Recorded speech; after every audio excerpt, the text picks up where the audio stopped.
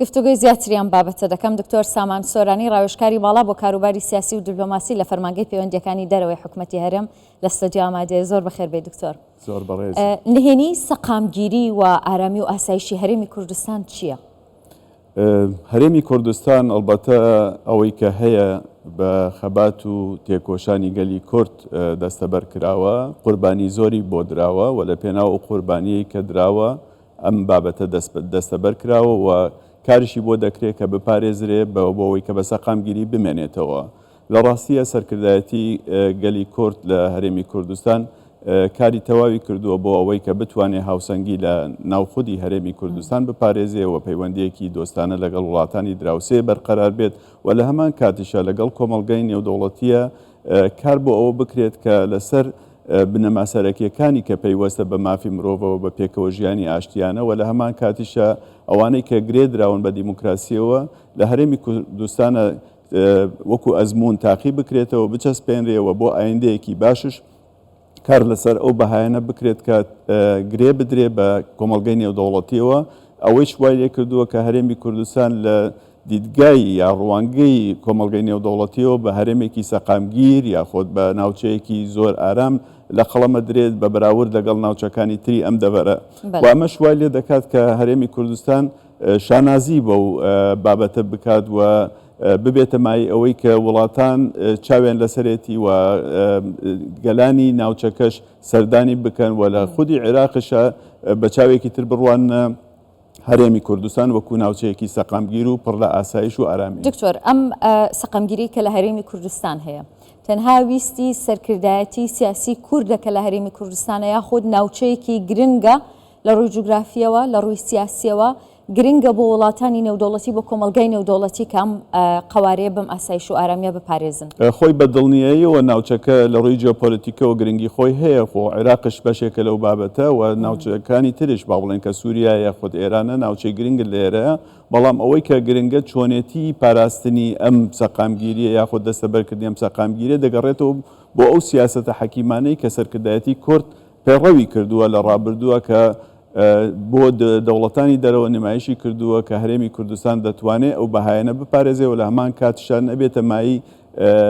ناسەقامگیری بۆ وڵاتانی دراوسێ، نەبێتە مایی هەڕەشە بۆ وڵاتانی دراوسێ و هیچ گروپ و تاقمێکی دەرەوەی یاسا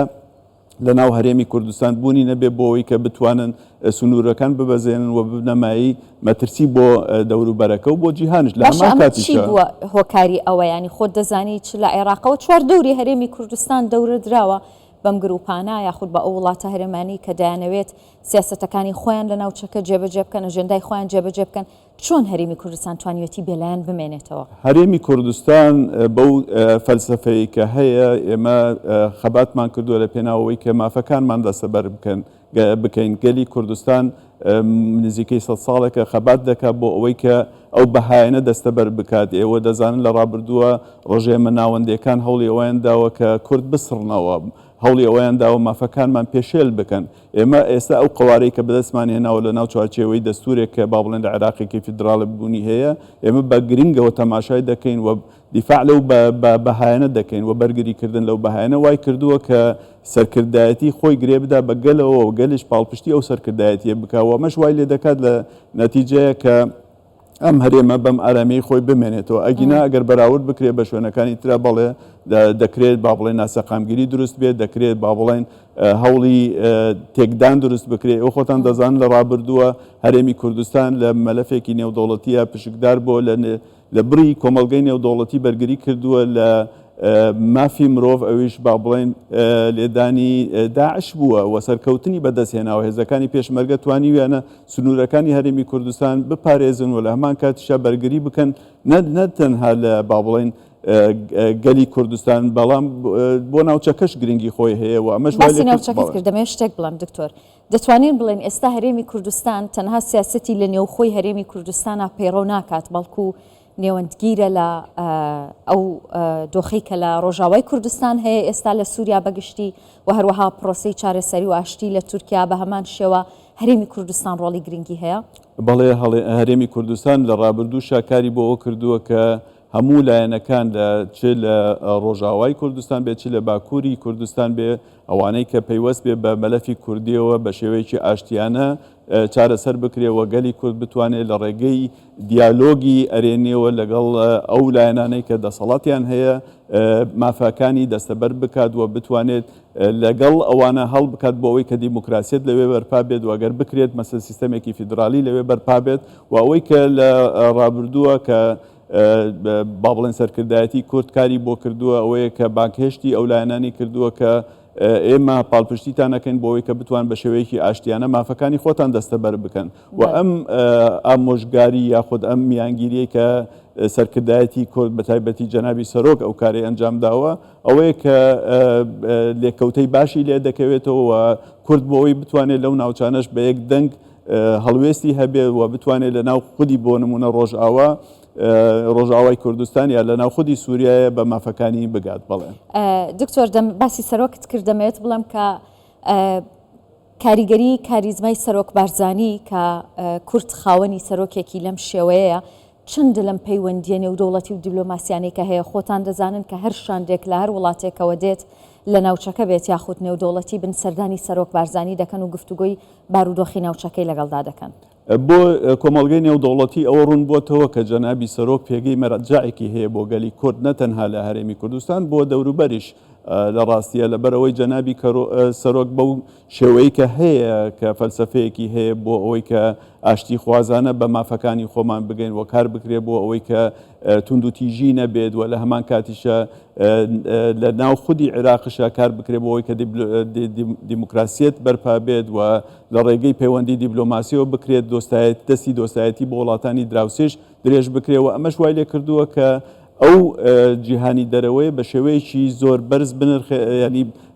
کردارەکانی جەنابی سەرۆک بەرز بنرخێنن و لە هەمان کاتیشە ئەو دیدگای جەنابی سەرۆکیان پێ قبول بێت و ئەمەش وای لێ کردووە کە جەنابی سەرۆک ڕۆڵێکی گرنگی هەبێت لەوەی کە هاوسەنگی هێز لە ناوچەکە و لە هەرێمی کوردستانش بە پارێزراوی بمێنێتەوە. باشە دکتۆرەوە بەرکەوتی ڕاستە خۆتان هەیە لەگەڵ شاندی وڵاتان نێردەکان کە دێنە هەرێمی کوردستان بە حکمی فەرمانگەی پەیوەندیەکانی دەرەوە. بۆچوونی ئەوان چییە لەسەر هەرێمی کوردستان لەسەر قواری هەرێمی کوردستان چۆن دەڕوانن لەم هەرێمی کوردستان؟ ئەو شاندانەی کە سەردانی هەرێمی کوردستان دەکەن ئەوە بە خۆتان دەزانن هەرێمی کوردستان لە پەیوەندێکی زۆر باشی دیبلۆماسیە لەگەڵ جیهانی دەرەوە نزیکەی زیاتر لە 40 نێردەی نێودەوڵەتی لێرە وجودی هەیە و ئەو پەیوەندیانش لەسەر ئەساسی ئەوەیە کە هەرێمی کوردستان سەقامگیرە ئاسایشی تایە و تایدا ئەوەدانی دەکرێت و ئەوان دیدگایان بۆ هەرێمی کوردستان ئەوەیە کە هەرێمی کوردستان بە ئەزمونێکی باش تێپەڕیەوە و توانیوێتی ئەو ئەزمونە وەکو چۆنەڵێت بۆ جیهانش بسەلمێنێت و دەکرێت لە نمونەی هەرێمی کوردستانش بگوازرێتەوە بۆ شوێنی تری پارچەکانی تری کوردستانش بەو پێی کە هەرێمی کوردستان نابێتە مای هەڕەشە و ناسەقامگیری وڵاتان بەڵکو دەبێتە مای بنیادنان و ئاوادانکردنەوە بۆ عێراق بۆ نمونە بۆ ناوچەکەش بێت ئێمە خۆتان دەزان لە پەیوەندی باششین لە لەگەڵ وڵاتانی دراوسێت چ ئێران بێت چ تورکیا بێت و هەمیشە لە پەیوەندی دیبلۆماسی باششین لەگەڵ ئەو دوو لایەنەیە و کۆمەڵگەی نێودەوڵەتیش ئەمانە بە شێوەیەکی ئەرێنی تەماشا دەکات بۆیە هەوڵەدەن پەیوەندەکانیان لەگەڵ ئێمە پتە بکەن و ئێوە دەبینن ساڵانە مەسەن شاندێکی زۆر سەردانی هەرێمی کوردستان دەکات و لەسەر ئاسی زۆر باڵاش سەردانی هەرێمی کوردستان دەکەن سەرۆک کۆماری وڵاتان دێن سەردانی هەرێمی کوردستانەکەن ئەمەش وای لێ دەکات کە ئێمە بڵێن هەرێمی کوردستان ئاراستەیەکی زۆر باشی گرتۆتە بەر و کار دەکات بۆەوەی ئەم استراتیژ و ئەم دیدگایی با بڵێن بەردەوامی خۆی هەبێ بۆەوەی کە ناوچەکە پارێزراو بێت. کاتە دکتۆر با بپرسم چی بکەین بۆ ئەوەی ئەم پێگە بەهێزەی هەرێمی کوردستان هەر بمێنێت ئەم قواری هەرێمی کوردستان هەر بەم شێوەیە تەماشا بکرێت؟ گرنگە ئەو لایەنانەی کە هەوڵەدەن بۆ بنیادنانی دەسەڵات لە هەرێمی کوردستانە پێکەوە کار بکەن و ڕوحی تەبایی تیانە بەهێز بێت بۆ ئەوەی کە بتوانن حکوومەتێکی بەهێزیان هەبێت و لە هەمان کاتشە بەرلەمانێکی کارایان هەبێت و هەرێمی کوردستان لە چوارچێوەی سنووری خۆی نەخشەیەکی یەکگرتووی هەبێ بەوەی کە یەک حکوومەتمان هەبێ یەک پەرلەمانمان هەبێ و بە شێوەیەکی گشتیش کە بتوانین کوردستانێکی یەکگرتوومان هەبێت و ئەم یەکگرتوویەش وامان لێ دەکات کە دەوڵەتان لەگەڵ دیفاکتۆیەکی بەهێزی یەکگرتوو مامەڵە دەکەن و ڕێزی لێ دەکەن. زۆر سپاس دەکەم دکتۆر سامان سۆرانی ڕاوێژکاری باڵا بۆ کاروباری سیاسی و دیبلۆماسی لە فەرمانگەی پەیوەندیەکانی دەرەوە. دەستخۆش. بەڕێز.